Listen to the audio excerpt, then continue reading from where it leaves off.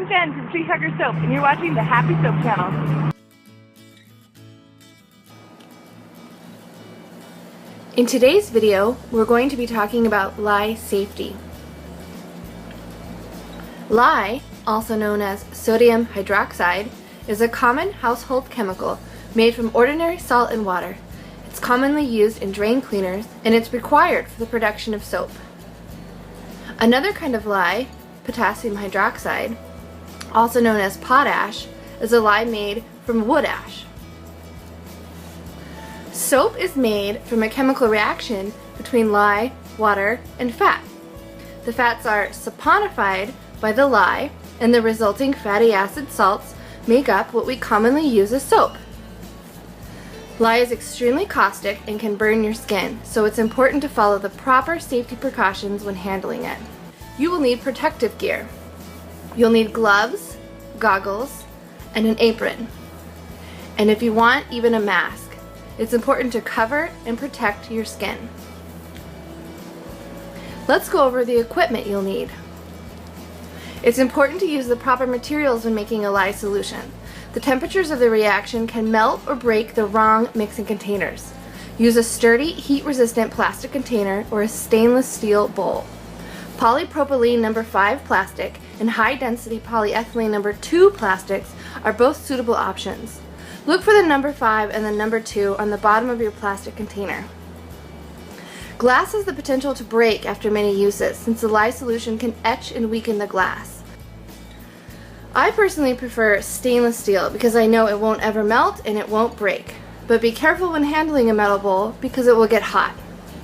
And always avoid anything aluminum, since it reacts with lye and creates a toxic byproduct. In order to begin making soap, a lye solution must be made by mixing lye into a cool liquid like water. When mixing lye and water together, an endothermic reaction occurs and the solution becomes hot, very hot, reaching temperatures up to 200 degrees Fahrenheit. The steam from this reaction creates harsh fumes that you should avoid inhaling by wearing a mask or mixing in a well-ventilated area. I prefer to mix mine outside. Remember, even when the solution is cooled, it is still caustic and will burn your skin and clothes, so handle with extreme care.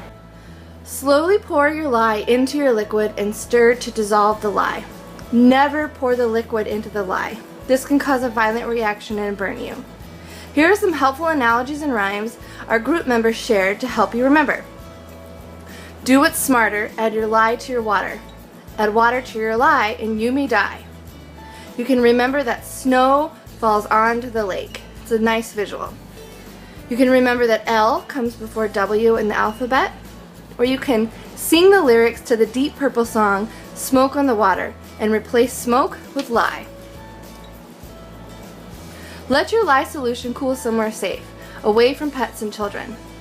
I use the top shelf on my back porch. On top of the refrigerator works too. Make sure everyone knows not to touch because the solution will burn your skin. Once the solution is cooled and no longer steamy, it can be covered and stored in the fridge for up to a week. Make sure your bottle of lye is also stored properly with your other potentially dangerous household cleaning items. If you get lye on your skin, don't panic. Simply wash with soap and cold water. Lye water will feel slippery, almost oily on your skin, and it typically washes away very easily in no time at all. You can wash for up to 15 minutes. Lye can take several minutes before you even feel the burning sensation and realize it's on you. If you get lye into your eyes, flush with cold water for 15 minutes and then seek medical attention. If the lye or even fresh soap batter remains on your skin for long enough for you to feel it, you may have actual burns that need to be treated with first aid. Never use vinegar to neutralize the burn. Just forget that scene from Fight Club. Using vinegar will only hurt more as the reaction causes more heat. Only use vinegar to clean up a workspace. Simply using soap and water is sufficient for cleaning up your soap making equipment. Most soapers just use regular old dish soap. If you plan on running your equipment through the dishwasher, make sure the soap batter is rinsed away first. Soap can cause soap scum buildup in machines designed for detergents, and they can overflow soap bubbles. If you have the space and patience, you can let your equipment sit overnight, letting everything saponify and become soap. Then clean it the next day without needing any extra dish soap. Saponification begins as soon as you mix your lye solution with your fat.